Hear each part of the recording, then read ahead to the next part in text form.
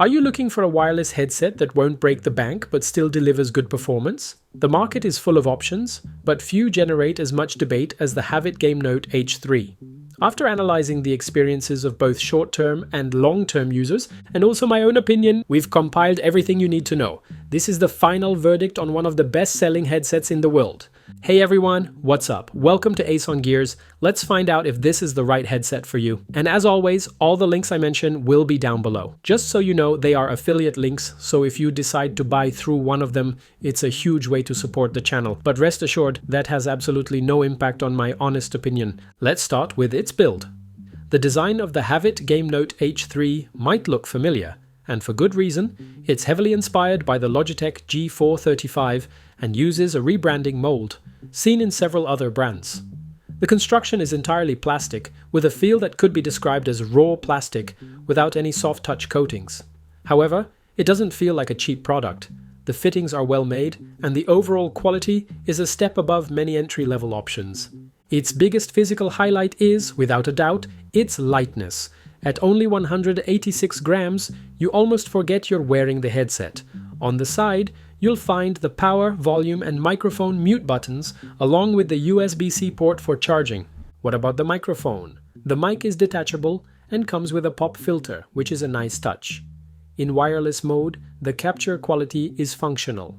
Your voice will be heard clearly enough for in-game communication and calls, but not high definition. Here's the secret. If you need better quality, just connect it to your computer with the USB cable.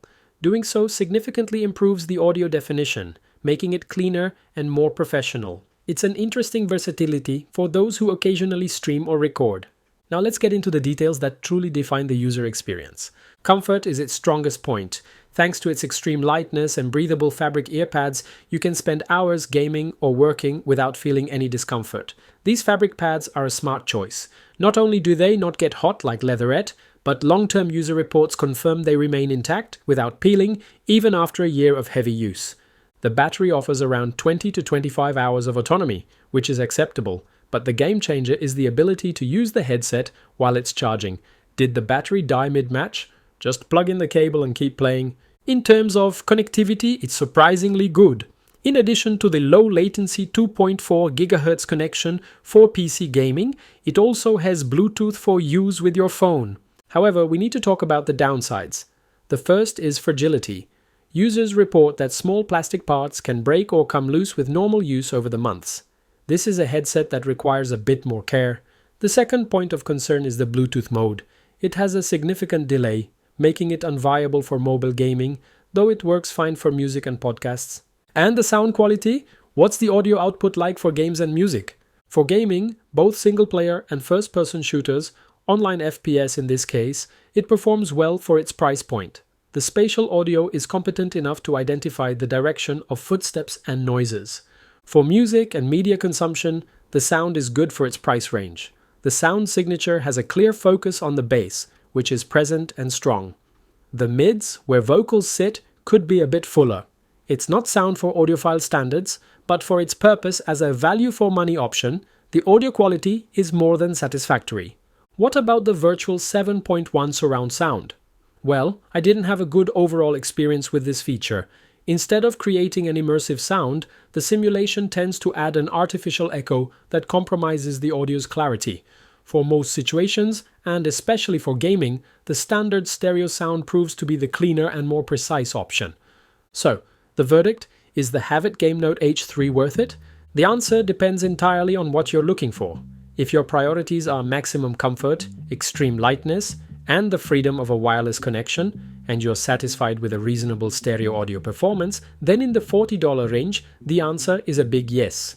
For that price, the package of comfort and wireless functionality it delivers is almost unbeatable. However, if you're seeking a more refined audio quality or a 7.1 surround sound experience that actually works, I would recommend looking in other directions.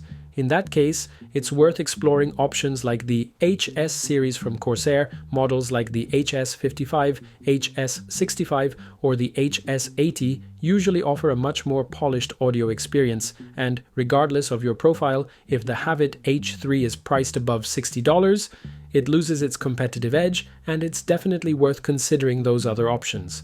Regarding the Corsair models, I've already made videos about them here on the channel. You can check out the reviews in the cards above. So, did you enjoy the review? I really want to know your opinion. Let me know in the comments below what you thought or what other model you're keeping an eye on.